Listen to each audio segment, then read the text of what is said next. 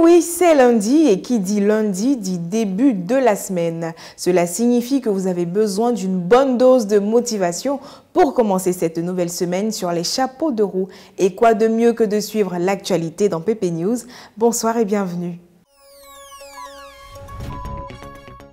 C'est à l'université de Cocody que nous rencontrons Esther.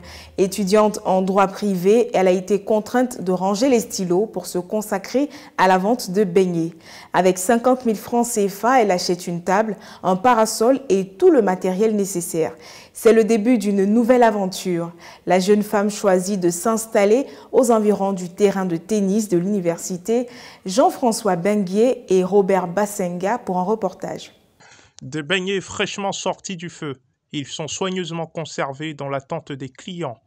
La vente de cette denrée est la nouvelle activité de Esther, une jeune étudiante en droit privé à l'université de Cocody.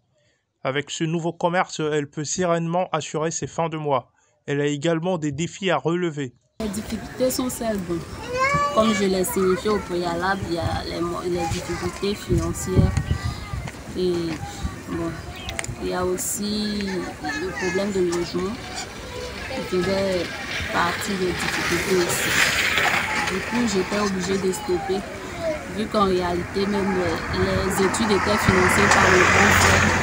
Et bon, lui aussi, il fallait qu'il se cherche, donc avec ça, il fallait que je stoppe, pour qu'il puisse poursuivre ses activités à lui. Voilà, ça c'est mon entreprise à moi, mais avant d'y être, j'ai vendu pour certaines personnes. Par jour, je peux faire au moins 4 kilos de farine et sortir au moins avec un bénéfice d'au moins 13 000 par jour. L'esplanade du forum de l'université de Cocody a reçu des visiteurs particuliers le 21 septembre 2022. Pas d'universitaires, encore moins des intellectuels chevronnés. Ces personnes sont des livreurs à moto. Ils ont été invités par l'influenceur Juste Crépin Gondo qui voulait s'enquérir de la situation relative à la réquisition de leur moto par la police. Il leur apporte tout son soutien. On l'écoute au micro de Benguier Jean-François.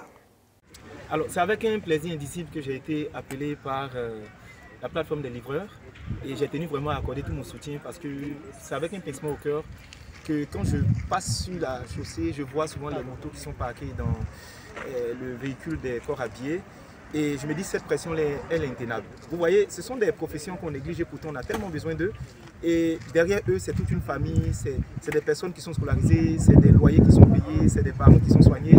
Donc je pense quand même que c'est une forme d'injustice parce que cette traque à l'homme-là va créer beaucoup de difficultés dans le secteur. Donc j'ai tenu vraiment à apporter tout mon soutien, à venir en tout cas les écouter et puis ensemble à faire porter le message au plus haut pour que ce soit touché, le message puisse atteindre que ce soit le DG de la police, que ce soit le DG de la sécurité, en tout cas toutes les personnes qui sont capables de prendre les bonnes décisions afin de pouvoir professionnaliser, réguler le secteur et surtout permettre à nos jeunes frères et sœurs de pouvoir travailler librement et de s'en sortir. On sait que c'est dur, la cherté de la vie entraîne ses vies. Donc lorsqu'on a une activité qui nous permet de pouvoir se nourrir, c'est contre-productif d'avoir une telle pression sur nous. Chaque fois sur la chaussée, ils voient des livreurs sont obligés de chercher à esquiver les policiers. D'autres même font des accidents dans l'action. D'autres même gardent les motos, ne veulent plus travailler parce que la pression elle est palpable. Souvent c'est 10 000, souvent c'est 100 000 qui est demandé. Et sans parler de tout ce qu'ils subissent comme braquage, donc vraiment c'est compliqué. Et en tout cas, force et courage à eux. J'espère que cette affaire va avoir un dénouement positif assez rapidement. Merci encore. Une marche pour la lutte contre le cancer infantile a eu lieu ce mois de septembre dans la commune de Cocody. Cette initiative menée par l'ONG Aline Cancer des enfants a connu un engouement particulier. On pouvait voir hommes, femmes et enfants marcher main dans la main afin de lutter contre ce mal pernicieux. Aline, c'est le nom d'une organisation non gouvernementale qui lutte contre le cancer chez les jeunes. Durant ce mois de septembre, des actions sont menées pour récolter des fonds de soutien aux enfants atteints de cancer. Aujourd'hui, c'est le football qui a été choisi pour faire de la sensibilisation. Plusieurs objectifs sont visés selon Alain Yapo, le fondateur de l'ONG. L'objectif, c'est de sensibiliser la population contre les cancers de l'enfant. Cette sensibilisation peut avoir mieux lieu ou du moins peut porter son fruit par le sport. Donc pour nous, c'est la sensibilisation à travers le sport. Puisque nous sommes en septembre, septembre maintenant c'est le mois dédié à la lutte contre les cancers de l'enfant. Donc du coup, il y a eu un fitness géant et nous procédons au tournoi de Maracana. Il faut dire que Yopougon est le lieu qui abrite le siège de l'ONG à Lille. Donc il fallait avoir une activité à Yopougon pour permettre à la population de Yopougon de savoir en réalité que les cancers de l'enfant ici existent et surtout que le siège y est pour permettre aux gens de venir facilement au siège. Cette ONG fait également des marches de sensibilisation sur le cancer des jeunes. Merci Robert Bassenga pour ce compte rendu. Voilà que prend fin Pépé News. Mais avant de vous quitter, je vous donne la question du jour. Quel influenceur apporte-t-il son soutien aux livreurs à moto?